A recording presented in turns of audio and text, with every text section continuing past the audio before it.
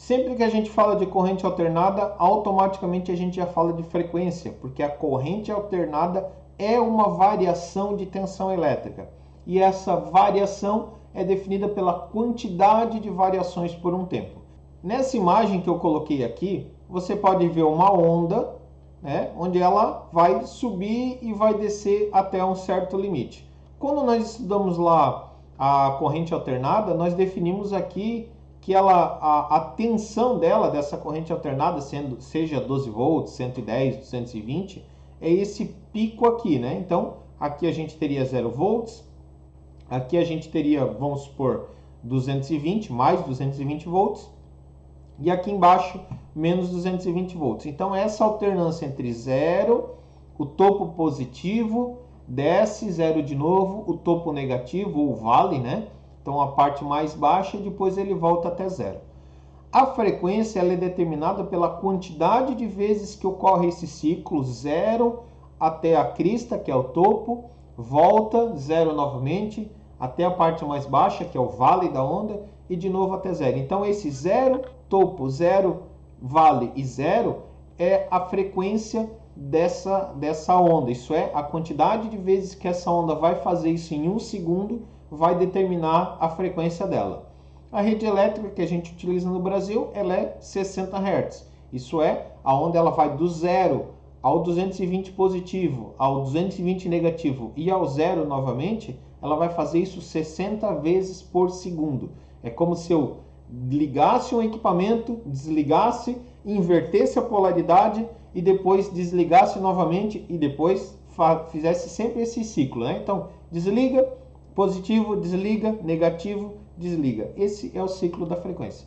Então, cada sinal que ele é transmitido em uma frequência diferente. E tudo isso tem um porquê. Não é aleatório, não é assim, eu vou transmitir em tal frequência porque eu quero. Não. Cada frequência tem o porquê dela ser usada, tem alguma função específica para ela ser usada nessa frequência. Um dos exemplos que eu posso dar para a gente entender essa diferença de função em relação à frequência é, por exemplo, o forno micro-ondas. O forno micro-ondas é um gerador de frequência, isso é, ele vai gerar um campo magnético ali, né? Tem um equipamento ali dentro que se chama magnetron, que é tipo um transformador, que ele vai gerar um campo magnético em micro-ondas. Por isso que ele se chama forno micro-ondas, né? Essa micro-ondas ali, normalmente ela pode ser entre 0,3 GB e 300 GB. Se eu não me engano, o forno micro-ondas é ali na faixa de 2,4, 2,5 GB. Então ele vai criar esse campo nessa frequência.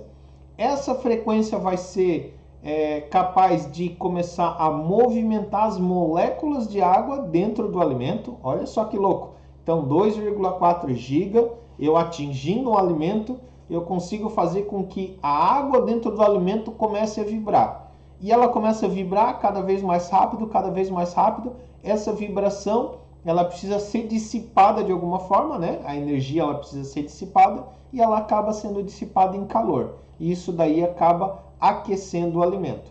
Então olha só que louco.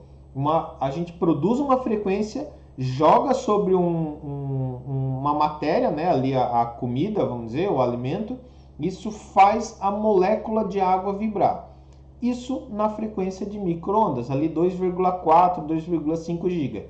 Se eu fizer isso daí, vamos supor, com 433 MHz, né, que é a frequência de um controle remoto, por exemplo, de portão, não vai acontecer. Porque essa frequência, ela não tem essa propriedade sobre o alimento. Não vai acontecer nada. Eu posso ficar ali, posso botar 200 controles ali que não vai acontecer nada. Então, esse é um ponto interessante para que você entenda que de acordo com a frequência de trabalho, ela tem uma função diferente. Então, micro-ondas tem uma função. O outro exemplo, raio-x. Raio-x também é um tipo de frequência. Então, não vou me adentrar aqui aos detalhes técnicos de como funciona o raio-x, mas em resumo, eu estou emitindo vários raios de uma certa frequência. Esses raios vão atingir o nosso corpo. Então, quando ele atinge o nosso corpo, alguns desses raios de frequência vão passar pela gente, vão atravessar a pele, né? Músculos, veias e tudo mais, vão atravessar, e outros não vão conseguir atravessar o cálcio, porque a frequência que é utilizada, ela não consegue atravessar o cálcio por causa do comprimento de onda dela. Ela não atravessando o cálcio, toda essa frequência vem como se fosse vamos dizer assim, deixa eu fazer um exemplo, como se fosse uma mangueira d'água, tipo chuveirinho, né? Não sei se vocês já viram aquela brincadeira assim de colocar a pessoa encostada no muro e pegar e passar água, né? Fazer uma chuveirada d'água, onde vai ficar tudo molhado e onde a pessoa tá vai ficar sequinho. É mais ou menos a mesma coisa que acontece no raio-x. Vem todo esse fluxo de frequência, né? Esse fluxo de sinal ali, ele vai bater na pessoa, vai bater no corpo humano. Em alguns lugares vai passar, em outros lugares não vai passar. E no outro lado, a gente tem um filme fotográfico que vai receber todas essas moléculas, né? Vai receber todos esses raios que vão atravessar ela. Então, o que atravessou vai ficar desenhado, o que não atravessou não vai ficar desenhado. Esse é o conceito do raio-x. O que precisa ser entendido aqui é a função dele. Então, a frequência dele de trabalho faz com que isso aconteça. Se eu aumentar essa frequência ou se eu baixar, isso já vai deixar de acontecer. Então, o mesmo exemplo do forno micro-ondas. Eu preciso, para cada trabalho, uma frequência específica. Então, para cada distância que eu quero atingir, eu preciso de uma frequência específica.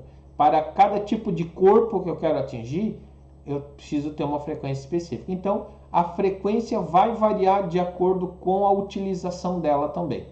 E para entender melhor a frequência, a gente precisa falar sobre circuitos ressonantes, que vai ser o tema do próximo vídeo.